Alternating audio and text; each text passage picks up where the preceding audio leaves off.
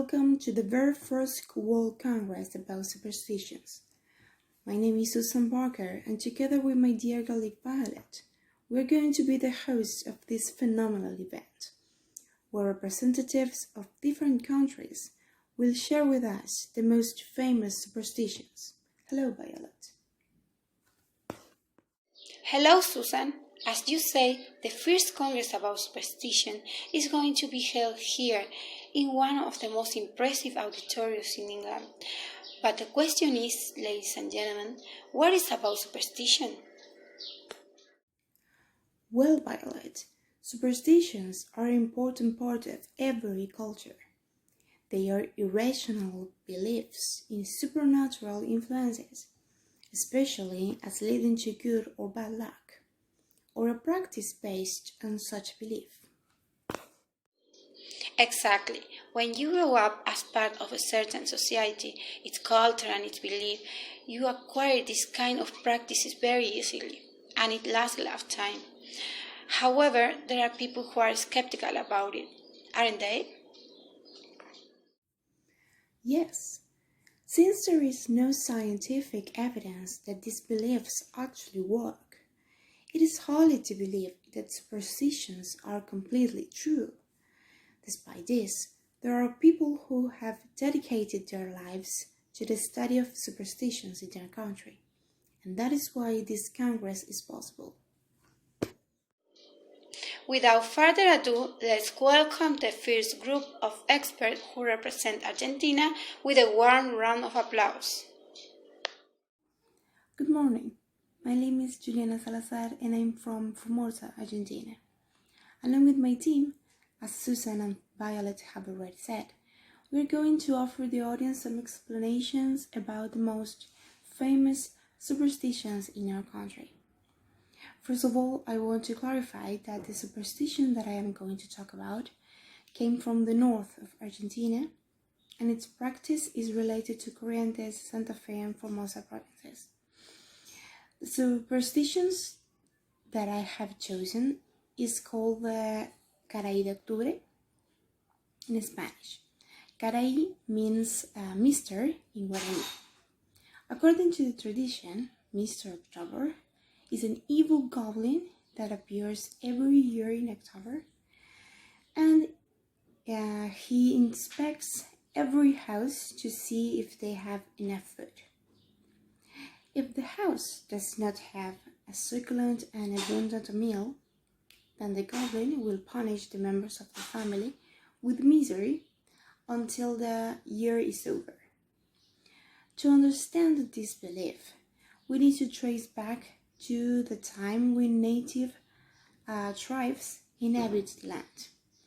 October represents for them a period of the year when it was difficult to obtain food because of the lack of harvest. So they celebrate this ritual with a succulent lunch to avoid misery and to receive good luck from the Caray de Octubre.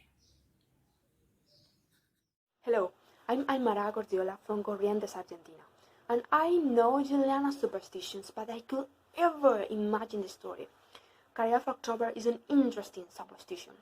I would like to talk about how to cure empacho with a 3 elbows ribbon.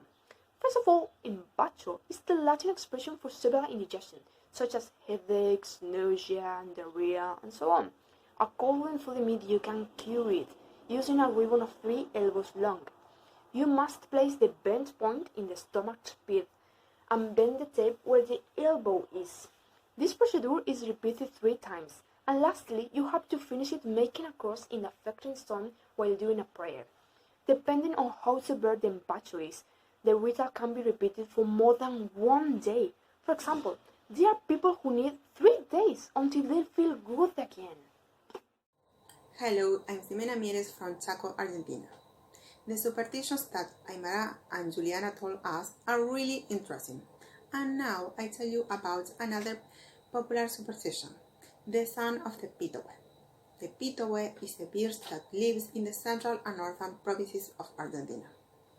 The scientific name is Pentepeo, but it is popularly known by this name due to its sharp and prolonged cry. This bird has a bad reputation because it is accused of announcing different events according to the tone of its song.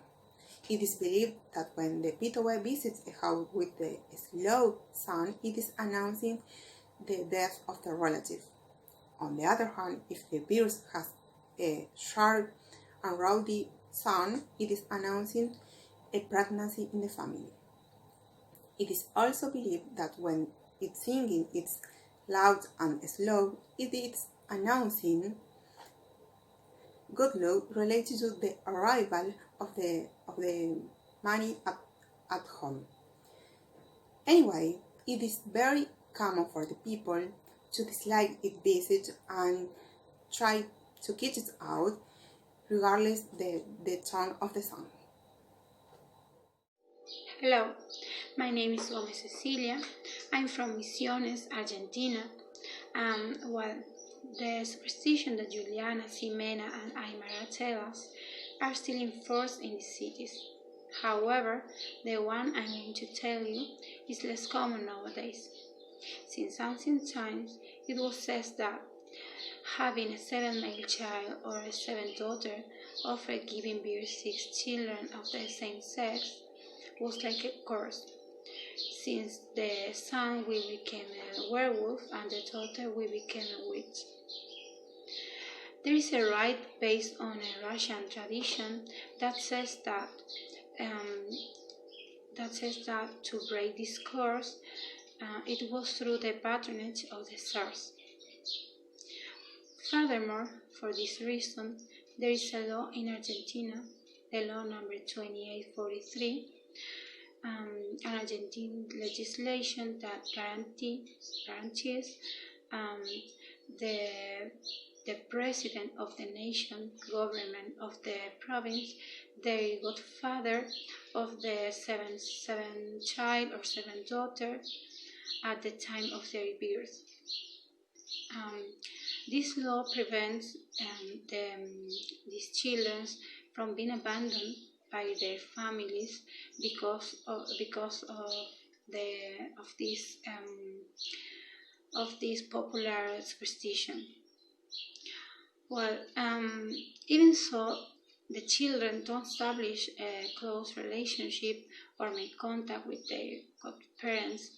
They instead receive a medal at their baptism as a gift. Could you imagine it? It would be a great anecdote to tell at school or over coffee after hours. Those were the worst superstitions I have ever heard about. Argentina is an extremely rich culture, isn't it? I agree with you, Susan.